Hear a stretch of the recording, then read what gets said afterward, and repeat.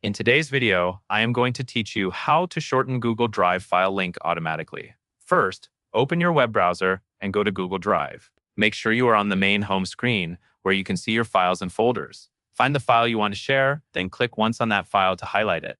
Highlighting the file is important because it tells Google Drive exactly which item you want to share. With the file selected, look for the Share option and click it. This opens the sharing window for that specific file. From here, you can manage who has access, but for this tutorial, we are focusing on getting the link. In the Share window, click Copy Link.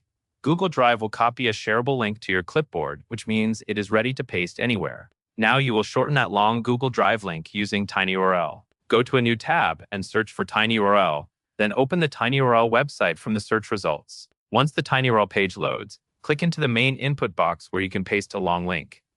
Next, paste the Google Drive link you copied. A simple tip here is to use your standard paste shortcut or right-click and choose Paste, so you know the full link is entered correctly. After the long Google Drive link is in the box, look for the button labeled Shorten Link and click it. tinyurl will generate a new, shorter link for you. Once the short link appears, click Copy. This copies the shortened link to your clipboard, ready to share in an email, a message, a document, or anywhere else you need a cleaner link. If you plan to use the link immediately, you can paste it right away. If you want to confirm it works, you can paste it into a new browser tab and check that it opens the same Google Drive file. You have now taken a Google Drive share link and converted it into a shorter, easier to share tinyurl link. That covers everything you need to know. And that is all there is to it.